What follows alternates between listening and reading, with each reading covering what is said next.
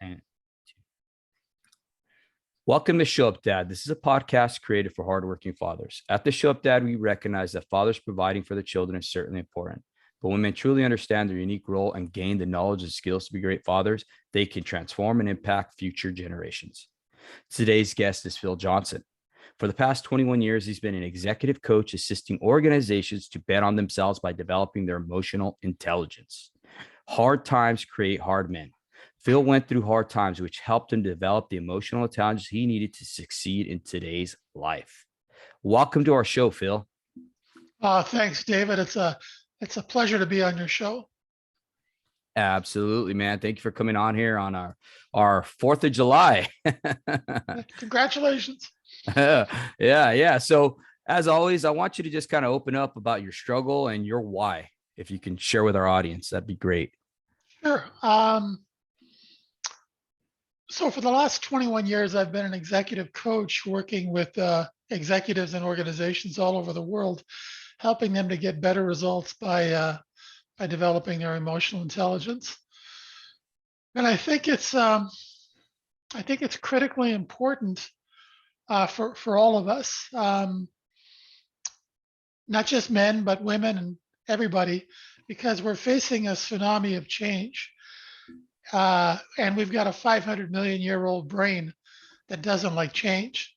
Some scientists estimate that in this century, we could experience the equivalent of 20,000 years worth of change or 200 centuries worth of change. And we have significant both biological and sociological resistance to change.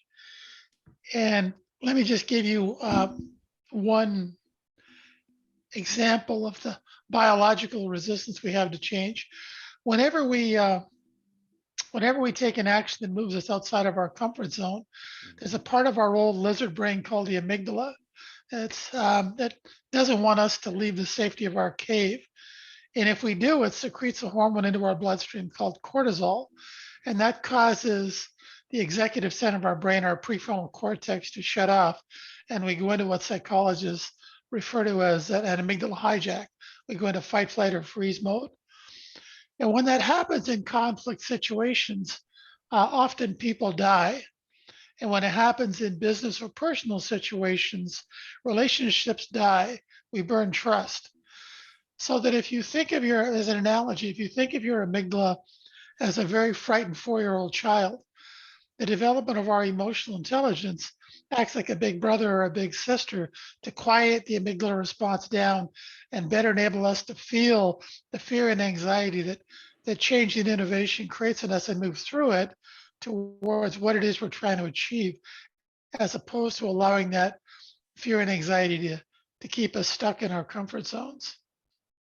So it's a big challenge. It's a big challenge for us. And we're seeing more and more evidence of our inability to embrace change and our lack of emotional intelligence every day. It shows up in increasing levels of drama, chaos, and conflict. And as your previous guests have alluded to from time to time, it can often cause us to say and do things in the moment that we later regret. So quite frankly, I think we're at a tipping point as a species on the planet. There isn't a single other species that wouldn't be better off if we didn't exist. We have a big challenge ahead of us that we're completely unprepared for. Our educational system has failed us, and our employment system has failed to help us to develop the emotional intelligence that's critically important for us in the tsunami of change we're facing. So that's why I do what I do. I left corporate America over 20 years ago. I spent 20 years in the semiconductor industry, left that industry as a corporate executive to help to try and change the herd and move it in a better direction. Does that help? Yeah, perfect. I wanted to ask you, Phil, so you went through your struggle and your why, right? So how did you come to the realization of achieving mass success and yet feeling unfulfilled to where you dove into this next step in your life? Great question. Thanks for asking it. I was born with dyslexia, Mhm. and I'm 68. Back when I was born, there was no such thing as dyslexia, ADD, or ADHD. I was just labeled a slow learner. I failed grade 3 and I failed grade 5, and a lot of the guys I hung out with, some of them went to prison. It was kind of a tough crowd. Um, and but my being born with dyslexia, because my brain doesn't work the way most people's brains work, it forced me to do a lot of what I now refer to as emotional labor. Mhm. Um, and that helped to give me insights into not only who I am, but it helped me to better understand other people, and it helped me to position myself for what I've been doing for the last 21 years in helping individuals and organizations develop their emotional intelligence. Mhm. Can you elaborate on emotional labor? Sure. I never heard that before. Yeah. It was actually a term that was coined back in the early 1980s, but I don't remember who actually came up with it. But very simply, it's the work that happens when we leave our comfort zone. See, whenever we leave our comfort zone, that triggers anxiety. It triggers fear. It triggers that release of cortisol into our bloodstream. And so, the emotional labor is the work we do in moving through that fear towards the vision of our desired results, what it is we're trying to achieve. Um, so you have to develop an emotional connection to a desired result that's stronger than the fear that gets generated as you leave your comfort zone in pursuit of that desired result. So that journey, that effort, Mhm. is called emotional labor. It's a lot like Navy SEAL training for your emotions. Mhm. Um, it helps you to stay in the moment. The development of your emotional intelligence, the emotional labor that develops emotional intelligence, helps you to stay in the moment and move through your fear, as opposed to allowing that fear to keep you stuck in your comfort zone. So you're more conscious of the fear, and you're not letting that fear stop you Mm. from moving towards what it is you're trying to achieve. That's what I refer to as emotional labor. Um, think of it so everybody knows what physical labor is. We go to the gym, we do physical labor, we tear our muscles in order to make them stronger. Yeah. We know what intellectual labor is. Um, Emotional labor is the labor that's required to develop and strengthen our emotional intelligence. It's it enables us to be more present and more conscious of what's going on in us and around us. And I can tell you from doing this all over the world for the Mhm. last 21 years, and for much longer personally, it's the hardest work you'll ever do. Mhm. But the ROI far surpasses any other type of work. Mm. I like that. I like that you said that develop and strengthen. Okay. You're present and consciousness. Because I think a lot of times for fathers, it's hard for us to be present, even when we're home. We always have all these different things going on in our head, how we're going to provide, how we're going to protect the next big job, whatever it may be that occupies your space in your mind. You know what I mean? That keeps you from being present with your children. I heard it once said that the curse of fatherhood is distance. And that's not just distance like being on the road, it's distance, like emotional distance. What do you think about that? Yeah, I think that guys, um, we've been socialized and to some degree penalized Hmm. for trying to connect with our emotions, and that's really hurt us. Hmm. That's really hurt our ability to be present um, with with ourselves and with everybody, with Mhm. our kids, with people we work with, people we hang out with. See, all there will ever be is the present moment. Mhm. There is no future moment. There is no past moment. All there will ever be is this present moment.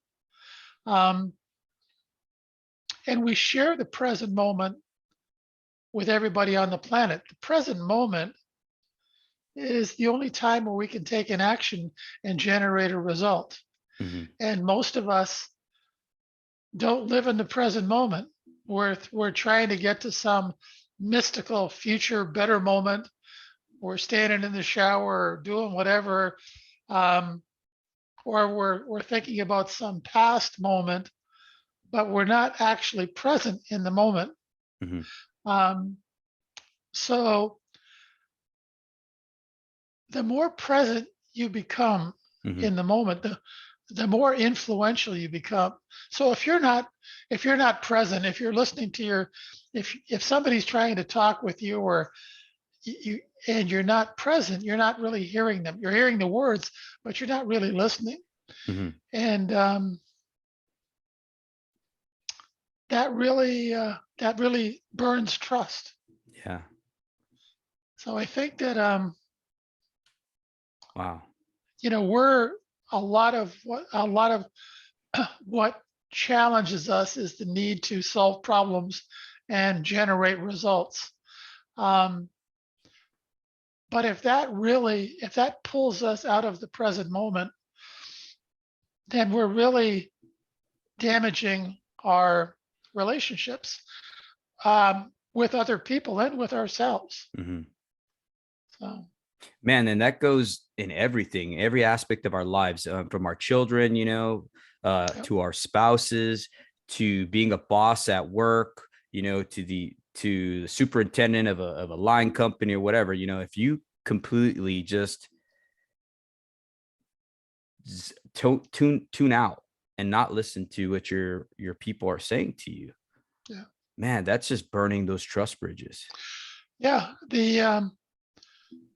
There's a saying I quote from time to time: "The person most present is Hmm. most influential." Hmm. And see, in order to become present, let me back up a bit. We're only actually conscious about 3 to 5% of the time, Hmm. all of us. The rest of the time, we're relying on our unconscious habits to generate our behavior and our results. But by learning to lower our walls, by learning to become less resistive, judgmental, attached to outcome, Hmm. by learning to stop giving away our energy to our ego-based fear, um, that enables us to become more present in the moment, and we can generate far greater results. Um, and that's a direct reflection on our level of emotional intelligence. Hmm. We are we've never been taught the value and importance of the development of our emotional intelligence. We've never been taught how to develop it, and it's a critical part of our development that's missing. Let me give you an example. Let's think of think of intellectual labor, our ability to do intellectual labor, as somebody giving you $10,000 a day for 31 days. So at the end of 31 days, you've got $310,000. Think of the development of our emotional intelligence as a penny that doubles in value every day. So day one, you've got a penny. Day two, you've got two pennies. Day 31, you've got $10.7 million. Hmm. The point is that it doesn't take any more effort to go from day 30 to day 31 than it did to go from day one to day two. But it's a journey, it's a building process Hmm. um, that requires emotional labor. That's the effort required. That's the work required. And by the way, day 40 in this example is over 5 billion. Day 50 is over 5 trillion. So, and UC Stanford Berkeley, Hmm. UC Berkeley did a 40-year doctoral study on IQ versus EQ. Hmm. And they said that EQ was 400% more important in determining success. The development of our emotional intelligence is 400% more valuable in determining personal, career, and corporate success than intellectual intelligence. And quite frankly, I think that number's low. Wow. So the best thing you can do to ensure your success personally, with your family, with everybody you care about, your career, is the development of your emotional intelligence. Bet on yourself by developing your emotional intelligence. The ROI is off the charts. See, the good thing is anybody can develop their emotional intelligence. Not everybody can have an IQ of 160. If you've got a high IQ, you inherited it. Your parents had a high IQ, their parents had a high IQ. But everybody can be developing their emotional intelligence, and the ROI is amazing. I'll give you an example of a company that you'll know as soon as I tell you who it is, that's generating over $1 trillion a year in revenue. And their primary hiring focus is on the search for people with above average levels of emotional intelligence. That company's Apple. That's why when you walk into an Apple store, that energy you feel is an example of a more emotionally intelligent environment. They're not trying to sell you anything. They're trying to understand your pain and, if possible, offer a solution. Whether you buy anything or not is secondary to their desire to want to serve you. They want you to have a great experience. Maybe you'll go tell your friends and they'll tell their friends. So that energy is a very different energy than the energy of the stores around it. The development of emotional intelligence represents the future of organizational development. Wow. And just to spin off of that there, Phil, I see that too, because let's say, for instance, at work, no one wants to be around a guy who's miserable, right? That energy that you're talking about, right? No one wants to be around that guy, whether he be a good worker or It's called not. emotional contagion. See, if you're not willing to challenge yourself to change, to develop your emotional intelligence, the only alternative you have is to try and use some type of position-based power to control and manipulate others, to try and get them to change.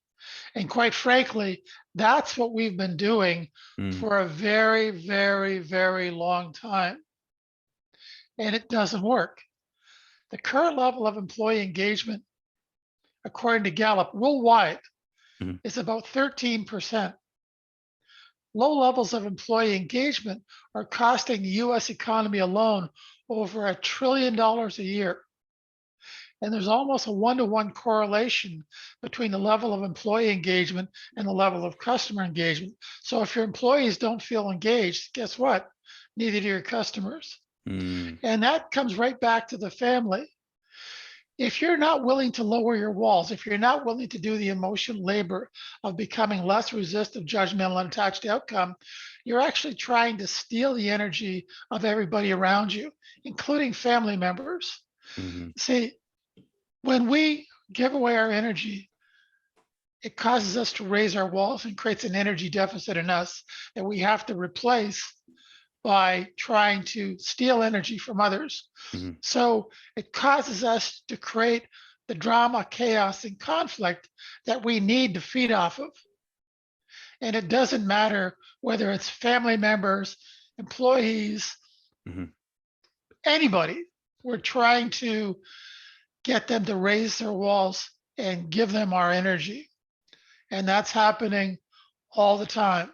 And that's by the way, what I'm describing is the energy physics that is at the root cause of all war and drama and chaos everywhere in the world. And the solution, the root cause solution to all drama, chaos, and conflict is the development of our emotional intelligence. It leads to greater awareness and inspirational leadership.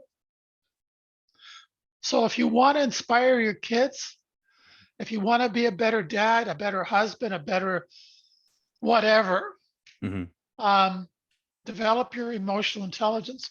Learn to lower your walls and stop giving away your energy. Stop being an energy vampire. Mhm. Man, and I see that too because there's certain people that you can be around and you're talking to them and they will just drain you, Yeah. drain you. See, everybody's got a story they're telling themselves, Mhm. an unconscious story they're telling themselves to justify their behavior. Mm. So if you want to get better results, you've got to change your actions. And that's an experiential process. Um, you've got to learn to stop giving away your energy. I know it's unconscious for the most part, and I'm telling you, it's harder than hell to do. I've Mhm. been working with, I'm believe me, but the ROI is amazing. Mhm. You want to inspire your kids, stop trying to steal their energy. Mhm. You want to have a better relationship with your spouse, stop trying to steal their energy. You want to do better at work, you want to serve better, stop trying to steal people's energy. Stop raising your walls and giving in to your ego-based fear. Mhm. Is it hard? Absolutely. But it's the only chance Mhm. we have of getting better results. We have to break the cycle of fear that's been controlling our lives. Mhm. And it's sure it's men, it's women, it's kids, it's everybody. Mhm. So if we want to be leaders as men, it has to start with us and the development of our emotional intelligence. If we want a seat at the table as a leader Mhm. in our family life, in our careers, it has to start with us in the development of our emotional intelligence. Mm. Mm. I can't The agree with you development of more. our emotional intelligence isn't a solution to the tsunami of change we're facing. It is the only solution to the tsunami of change we're facing. And the longer it takes us to start down this path, the Mhm. more drama, chaos, and conflict we're going to see everywhere. Mark Twain once said, if the only way mankind can learn is through experience, I see no hope for mankind. What he meant is that if the only way we can learn to not put our hand on the stove is by putting our hand on the stove, that assumes we're going to be around to learn from it. Mhm. And a lot of the challenges we're going to be facing globally, Mhm. you don't get a do-over. You've got to have the emotional intelligence. You've got to have the wisdom to not put your hand on the stove before putting your hand on the stove. We're dealing with accelerating global change. We're dealing with climate change. We're dealing with CRISPR-Cas9 gene editing technology, where a grade 10 high school student can create a gene strain in his or her basement that can wipe out the planet. We're dealing with other pandemics. We have to be working on the development of our emotional intelligence. Mhm. It's the solution. Man, I find that interesting. You said about that gene strain, about that kid. Can you elaborate a little bit more about that for those of us who Sure. never heard about that? Oh Phil? yeah, you can Google it. Mhm. It's called CRISPR-Cas9 gene editing, and it was developed. I can't remember who the researchers were. I think they got a what's the I can't think of the term. Mm. Um, they won. What's the global prize you win for achievement in science? Whatever it is. Yeah, yeah. Um, they develop. It's the ability to cut and paste gene strains, so you Mhm. can you can move around uh, gene genes Mm. within our DNA. We can create people, taller people, shorter people, um, more intellectually intelligent people, stronger people. Um, it's literally like um, cutting and pasting in a Word document. Mhm. So that was the technology. It was developed several years ago, Man, and a kid and it's developed it?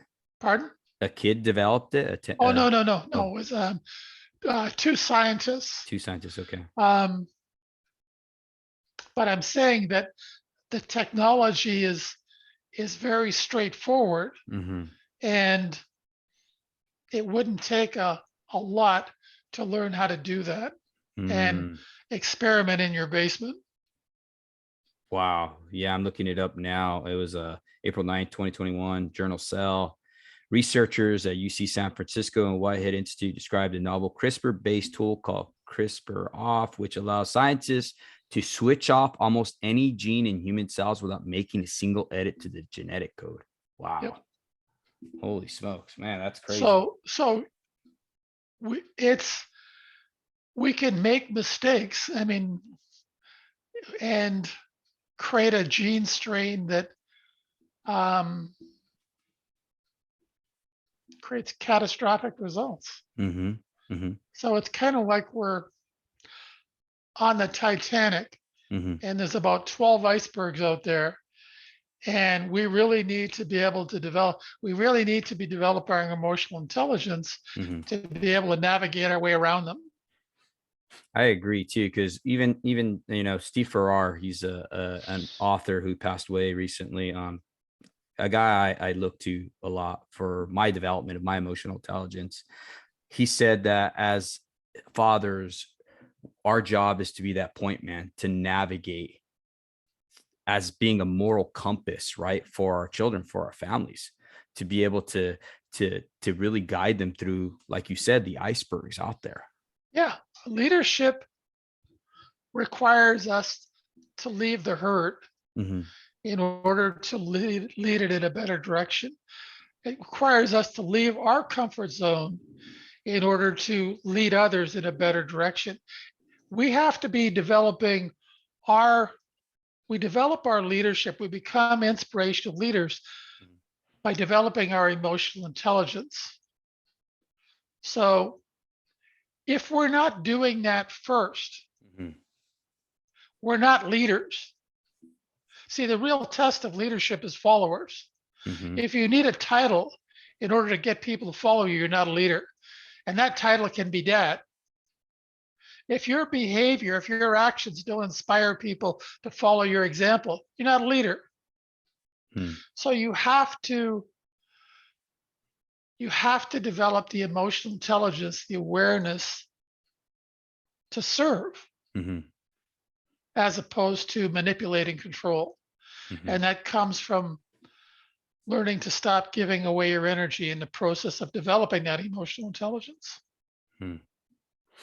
Man, just listening to you talk about that manipulation and control. I came from a household that was like that, and looking back, hindsight's 2020. I see that my household was led by fear. My father had a lot of fears going on in his life. David, Mm-hmm.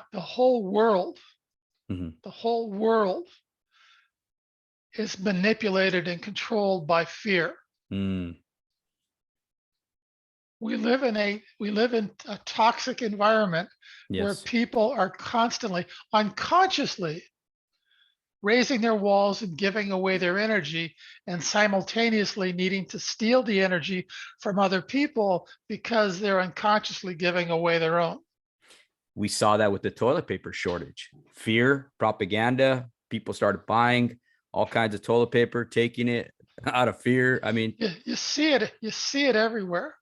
You see it in every kind of social media interaction. mm-hmm. Let me give you an example. This is one of the my program, Master of Business Leadership. This is one of the habits we talk about in the program. It's called authentic listening. Mm-hmm. Um, the key to authentic listening is not to take anything personally. How somebody feels about you, whether they like you or whether they hate you, has nothing to do with you. It has to do with what's going on inside of the other person. But if how you feel about yourself is based on how somebody else feels about you, who's running your life, you or them? Oof, that is deep. So if how you feel about you is based on whether somebody likes you or not, who's running your life, you or them?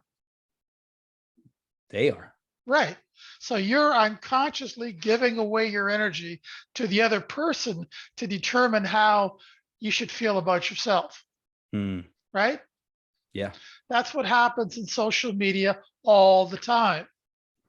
We're falling or we're tripping over ourselves to try and put our best face forward to get people to like us, which is the absolute opposite of authenticity. Hmm. So we're we're giving away our energy. If how I feel about me is based on how you feel about me, Hmm. you're in charge of my life, not me. That's codependency too.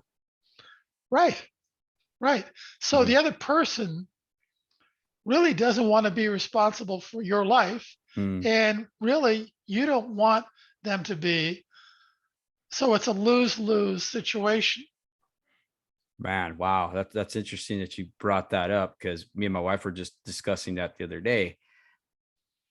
When I would come home from being on the road, if she had a hanging face or sad or whatever, something happened, her reaction dictated how I was going to respond to that. And that changed my whole entire demeanor to where now I'm on edge. Now I'm upset, and then I had these expectations that they're going to be happy that I was home. Right. And I see this Yeah, face hanging, and that changed my whole perspective, everything, to where my kids acted like they were walking on eggshells around me. And that's what you're talking about right there. That's that yep, codependency. yep. Let me read you something from the MBL program. Mm-hmm. It's a little bit of an exercise for you and for your listeners. Uh, it's called "Stop Defending Your Ego." Mm-hmm. The next time somebody criticizes or blames you, instead of defending your ego, do nothing. Let their remarks simply wash over you. Allow the false self image your ego has created to remain diminished. Become aware of the uncomfortable feeling this is creating. You have begun the process of separating yourself from your ego. The truth is, you have not been diminished. You are beginning to realize that becoming less, you are actually becoming more. Mm. By becoming vulnerable, you are discovering your invulnerability. The false image your ego has created of who you think you are is gradually being replaced by who you really are, the inspirational, emotionally intelligent leader. Arguing with the present moment only serves to strengthen our ego. We become victims of our egos. Our unwillingness to our unwillingness to let go of our resentments only serves to strengthen our ego-based fears. It is our ego that is harboring those grievances. It always wants us to feel less than or superior to others, but never equal. We need to stop defending our ego. Mm-hmm. See, it's our ego that creates the fear. Mm-hmm. It's our ego that pulls us out of the present moment. Our ego wants us to feel greater than others or less than others, but it never wants us to feel equal to others. Our ego never wants us to be in the present moment. So we Wow. need to stop defending our ego. We need to develop the emotional intelligence to feel the anxiety that our ego creates in us, acknowledge it, and move through it without giving into it. That is the purpose of emotional intelligence. Mm-hmm. Wow, man, that's deep. That's really deep. Let It's me also let me also run something else by you. And okay. I sent you this earlier today. I'm just gonna pull it up real quick. See, every emotion we have Mm-hmm. has a unique frequency associated with it. So when we raise our walls and start giving away our energy, the kind of emotions we feel are anger, shame, guilt, grief, fear. But as we learn to lower our walls and stop giving away our energy, we start to feel higher vibrational frequencies of acceptance, joy, peace, love, courage, and enlightenment, ultimately. So when we're unconsciously giving away our energy, when we're unconsciously raising our walls, we're going to feel those lower vibrational emotions. But when we stop giving away our energy, when we lower our walls, that's when the higher vibrational emotions begin to come to the surface. That's how we become inspirational leaders to everybody, not just our kids, not just our spouse, not just our family, not just everybody. Everybody benefits when we do the emotional labor of learning to lower our walls and stop giving away our energy. Conversely, everybody is worse off when we don't do that, when we raise our walls, when we give away our energy, when we start to steal the energy of other people. And see, all of this is happening unconsciously. We're doing this, we're all doing it to greater or lesser degrees unconsciously. But that can no longer be our excuse. We have to raise our level of consciousness so that we can change our trajectory and become the inspirational, emotionally intelligent leaders we need. Phil, why do you think people steer away from this consciousness? Is it because of the pain, or what is it? Just ego, or No, the whole purpose of our, okay, I'm gonna get a little deep here for a second. Yeah, please. The whole purpose for our existence in this physical form is to take the challenges we face as opportunities to become more conscious. See, most of us, though, aren't willing to do that. So the challenges we face cause us to become less and less conscious because we allow the fear that's created in us to stop us from moving out of our comfort zone. But the reality is that the challenges we face are gifts. They're the opportunity to do the emotional labor that raising our level of consciousness requires. Without those challenges, we wouldn't grow, we wouldn't change. Let me read you another story that kind of highlights this. Can I do that? Yeah, please. I call it the butterfly story. Let me just pull it up here.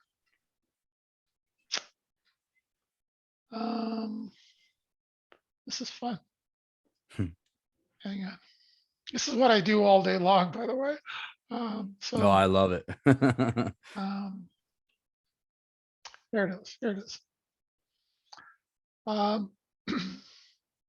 One day, a small opening appeared in a cocoon. A man sat watching the young butterfly for several hours as it struggled to force its body through that little hole. It appeared as if it had gotten as far as it could go no further. So the man decided to help it. He took a pair of scissors and opened the cocoon. The butterfly was then able to emerge with little effort, but had a withered body and shriveled wings. The man expected the wings to open and expand, allowing the butterfly to fly away. But the butterfly spent the rest of its life crawling around with a withered body and shriveled wings, never able to fly. What the man in his kindness did not understand was that the restricting effort of the cocoon and the struggle required for the butterfly to emerge through that tiny opening were nature's way of forcing fluid from the body of the butterfly into its wings, so that it would be ready for flight once it had achieved its freedom. Sometimes our struggles are exactly what we need in our life. If we were allowed to go through life without any obstacles, it would Mhm. cripple us. Our struggles and the emotional labor they require are essential for the development of our emotional intelligence, inspirational leadership, and awakened consciousness. Mhm. So, our challenges are really the opportunities for growth, Mhm. depending on how we face them.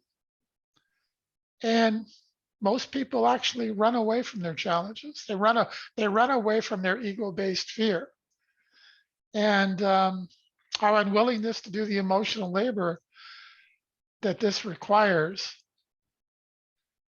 creates the toxicity in our lives, creates the toxicity in our families, in our businesses, in our careers. Mhm. So Man, I want to read you a quote that kind of went along with what you read there. It's by sure. C.S. Lewis, and it comes out of his book, The Problem of Pain. He says that kindness consents very readily to the removal of its object. We all have met people whose kindness to animals is constantly leading them to kill animals, lest they should suffer. Kindness, merely as such, cares not whether its object becomes good or bad, providing only that it escapes Yeah. suffering. Yeah. When you think about parents, okay? Mhm. And often we try and shield our kids from pain. Mhm. We shield our kids from the emotional labor that's essential for their development. And we end up creating emotional cripples. Mhm. That's We're not doing them a favor. No. So we really need to demonstrate how we deal with challenges in our life, and we need to be that inspirational role model for everybody, Mhm. not just our kids, for everybody. Everybody needs authentic, emotionally intelligent role models in their lives to point out the direction, to point out the journey. And we don't have nearly enough of them. Mm. We hardly have any of them, quite frankly. Mm. I see everything you're saying, and I agree with you 100%.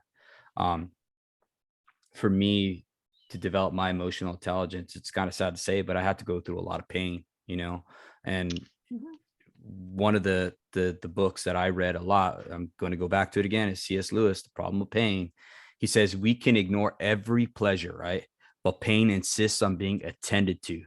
God whispers to us in our pleasures and speaks in our conscience, but shouts in our pains. It is his megaphone to rouse a deaf world. And that's so absolutely true for me. Let me add to what you just said there. Hmm. We need pain to motivate us Yes. until we no longer need pain. Mm. See, we need pain, unfortunately, most of us, to move out of our comfort zone, hopefully in a better direction. Hmm. But as we learn to master the process of lowering our walls, the motivation changes from a motivation based on pain or fear to a motivation based on passion or love. Mm. So our motivation changes from trying to get away from something to trying to move towards something. And the need for pain goes away Hmm. because your motivation has changed. You're moving towards love. But where we are in our evolution as a species, unfortunately, is the reality is it usually almost always takes pain to motivate us to change. Hmm. But that eventually changes where we no longer need the pain to motivate us. Mm. Yeah, we got to allow it to strengthen us and harden us and sharpen that character. You know what I mean? To where we kind of become like tempered steel. You know what I No, mean?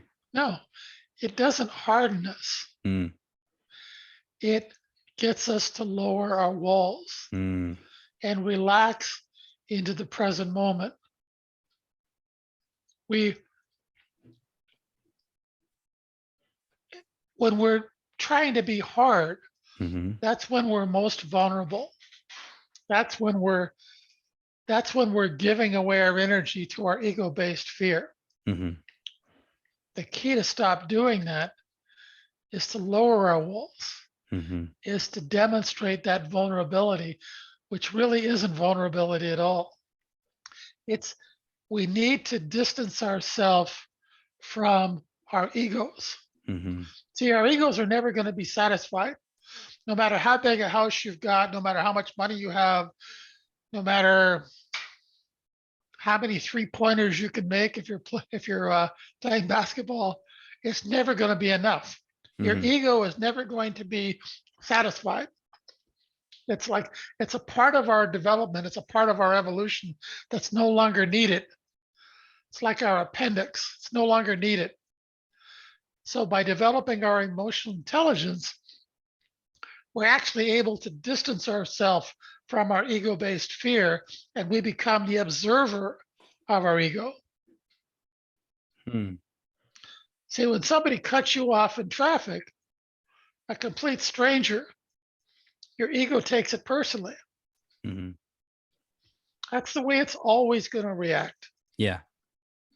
That's never going to change, but it's not who we are.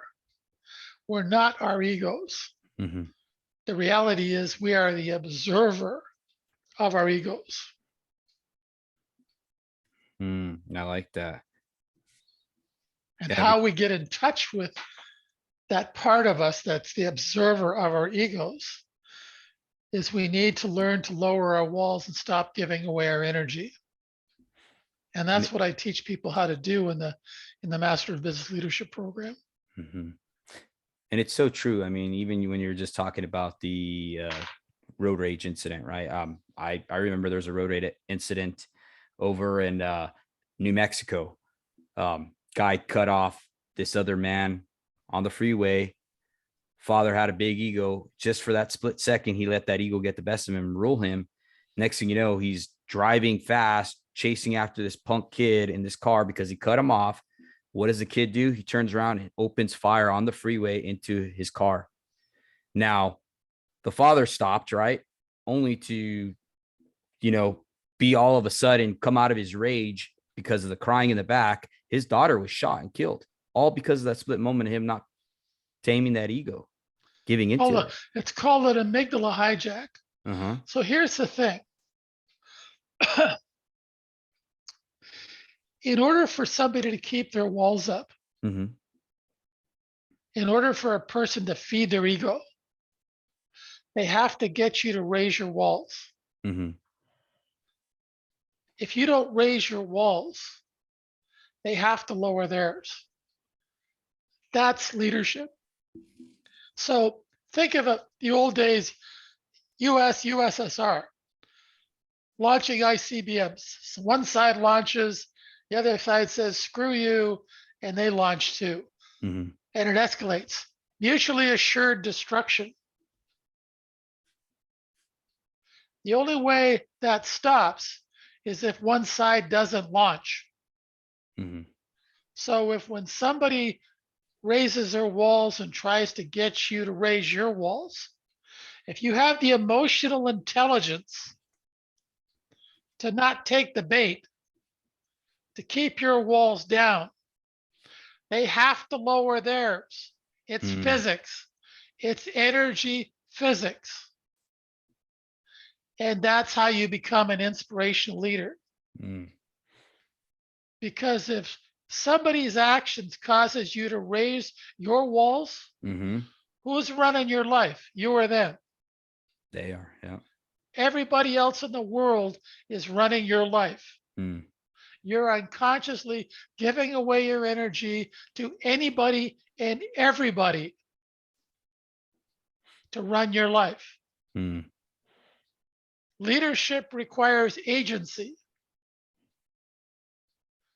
Mm. and that comes from learning to lower your walls and stop giving away your damn energy. It's physics. It works 100% of the time. Wow. And it's so true too, because like even with my daughter, she could say something to me that will get me to be moved. And then I gotta think about it and be like, all right, man, I can't be moved in this situation. She's trying to get me to be upset, right? She's pushing buttons. But you're right. When I don't give into that ego, it just de-escalates everything. And then what does she really have? She's not David, controlling me. we've taught everybody in our life Hmm. how to steal our energy. We've trained everybody in our life what they need to do to get us to raise our walls and give away our energy. And by the way, they've taught us how to steal their energy. And family is the hardest. Hmm. Family is the hardest. Yeah. And all of that is going on unconsciously. Hmm. So you have to become more conscious of how you're giving away your energy, Hmm. and you have to develop better habits to stop doing that. And see, when you stop giving away your energy, they have to lower their walls as well. So you want to help your kids to heal. Hmm. You want to help your kids to have a better life, to become more inspirational leaders. Stop giving them your energy. Hmm. Stop giving them your energy.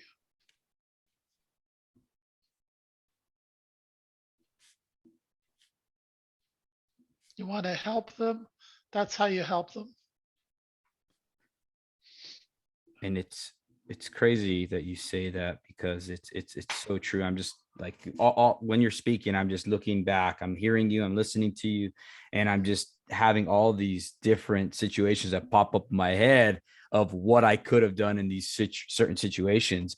And I always look back to it and I think to myself, man, the only person you can control is yourself. You can't Yeah. control anybody else. All you can Yep. do is control how you respond to people, and Yep. that's not giving away your energy. Yep. Between stimulus and response, there's a space, and in that space is where you get to choose your response. And that our ability to choose how we're going to respond in any situation is our greatest gift and power. Hmm. It determines our results. I was going to say something. Shit, I was going to. Oh, yeah. I want to give you a baseball analogy Okay. um, about this, what we're doing here. I want to talk about the difference between a batter with a 250 batting average versus a batter with a 333 batting average. Hmm. Um, so in an average game, a player comes to bat 4 times. In 3 days, he'll come to bat 12 times. Hmm. A 250 hitter will get 3 hits. A 333 hitter will get one more, get 4 hits. So that extra hit every third day can create an exponential difference in your results. Hmm. You could be making 30 or $40 million a year. You're a franchise player, you're central to the team's success because you only strike out 7 out of 10 times. And the key is that for 11 of those 12 at bats, you don't know who the 250 hitter is, and you don't know who the 333 hitter is. But on that 12th at bat, the 333 hitter does something that separates himself from the 250 hitter. So that little extra effort every once in a while, learning how to lower our walls and stop giving away our energy every once in a while can create an exponential difference in your results with your family members, with the people you work with the guy on the bus, everybody. Mhm. It's physics. Wow. Man, that definitely just hits home because I mean, you're right. So many people we come in contact to. I could see how we could actually really cause a big change because we didn't get to where we are right now in the world overnight. And we've discussed that before. So if we're able to be consistent with that little extra effort with everyone we meet, man, that can cause that ripple effect. You want to talk about leadership? You want to Mhm. talk about guys leading? Um, we killed more people in the 20th century than Mhm. all of recorded human history. And we're not doing too well this century. Mhm. We have kids in grade school that are committing suicide because they don't want to be in the world that they're growing up in. Mhm. They don't even have a vote. And they're saying, I'm out of here. This is this is crazy. We have to begin to change our trajectory as a species Mhm. on how we deal with fear, how we deal with our ego based fear. And that requires the development of our emotional intelligence. You want to be a leader, you want to stand out, you want to ensure the rest of your life is the best of life, you want to be a great parent to your kids, develop your emotional intelligence. Mm. Stop giving away your energy. Stop being part of the problem and start to become part of the solution. Mm. I like that. I really do. Yeah. Um, so listeners, if you're hearing that, we need to start taking that little extra effort every once in a while, man, to do what we need to do to develop that emotional intelligence. You've heard it from Mr. Phil Johnson here. Phil, thank you for coming on our podcast and just being able to share with our audience everything you know, all the wisdom that you dropped on us. I mean, I took a ton of notes here because I know this is something that is needed. Everybody's looking into leadership right now. You know, we got Jocko Willink and different people out there who have a voice who are trying to develop leaders in the world right now. And I think one of the next big keys is, like you said, is that emotional intelligence. So thank you for coming on, Phil. And can you share with the audience how they can get a hold of you if you don't mind?